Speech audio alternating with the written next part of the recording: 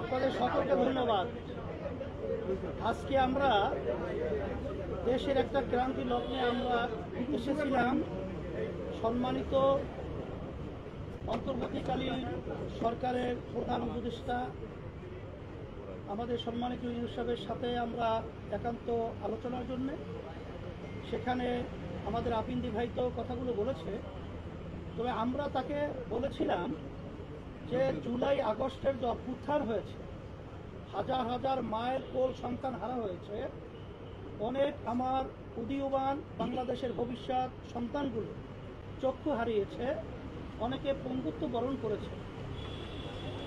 এতগুলো ত্যাগের পরে আমরা এই দেশটাকে সুন্দর একটা দেশ হিসাবে আমরা পাব। আমরা বলেছিলাম সম্মানিত উপদেষ্টাকে প্রধান যে আপনি তখন আমাদের দেশে ছিলেন না, আমাদের দেশ এবং আমাদের দেশের মানুষের প্রয়োজনে আমরা আপনাকে নিয়ে এসেছিলাম। আমরা একত্রে সুন্দর দেশ গড়ার লক্ষ্যে মাঝখানে চলার পথে আপনি হয়তোবা কষ্ট পেয়েছেন বা আপনাকে কাজ করার সুযোগ দেওয়া হচ্ছে না, বিভিন্ন কায়দায় মানসিক ব্রেন বিভিন্ন ধরনের টর্চার আপনার উপরে চলছে, এটা আমরা অনুভব করছি। আমরা বলছি যে আমরা যদি যারা নাকি রাজপথে দেশ গড়ার যোদ্ধা রয়েছে, এখানে আমরা যেতে একসঙ্গে যেব, ঠকলেও একসঙ্গে ঢুকবো, কিন্তু মাঝ পথে আপনি রণভঙ্গ দেবেন আর মাঝপথের সমুদ্রে আপনি আমাদেরকে ফেলে চলে যাবেন, এটা হতে পারে না। এই ধরনের চিন্তা আপনার মাথায় যেন না আসে, এটা আমরা আশ্বস্ত করেছি।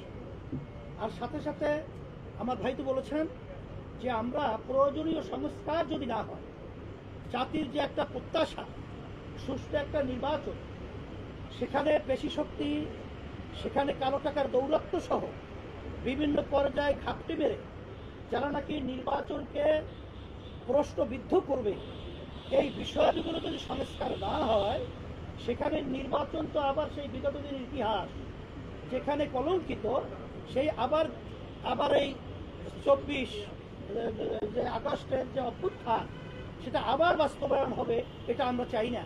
এই যে আমরা বলছি প্রয়োজনীয় সংস্কারগুলো আপনারা দৃশ্যমান তড়িৎ আপনারা এটা করবেন।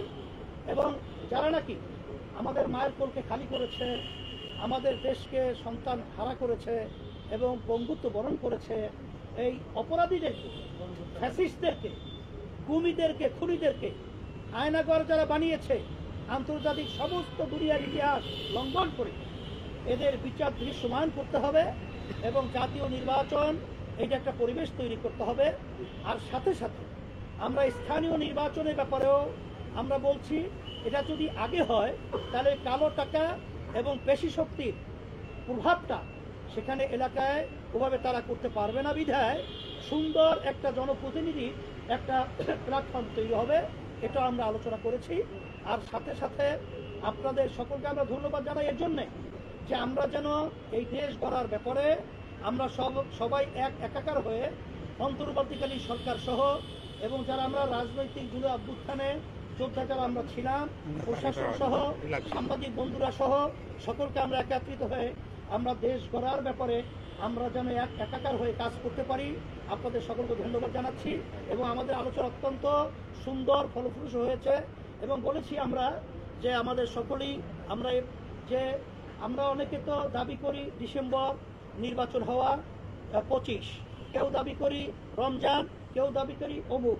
আমরা বলেছি আপনারা সময় তো খুব বেশি এখানে হেরফের না, আপনি বলছেন জুনের মধ্যে, এবং আজকে আমাদের সম্মানিত প্রধান উপদেষ্টা বলেছেন জুনের একদিনের পরেও এই সরকার থাকবে না 2025, এটা আপনারা নিশ্চিত থাকবে 2026, এটা পরিষ্কার সে বলেছে।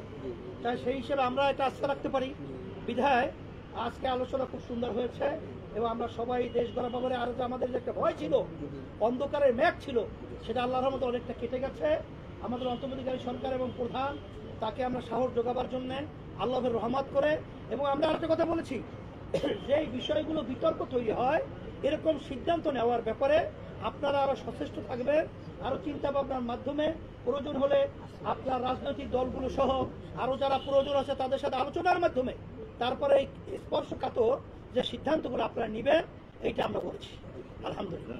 ভাই, সাংবাদিক বন্ধুগণ, করিডোর প্রশ্নে আমরা আজকে যারা এসেছি সবাই দৃষ্টি আকর্ষণ করার পরে মাননীয় প্রধান উপদেষ্টা বলেছেন আমাদের প্রতি আস্থা রাখবেন, আমাদের দ্বারা জাতির কোনো অনিষ্ট, দেশের কোনো অকল্যাণ হবে না। হেফাজতের মহাসচিব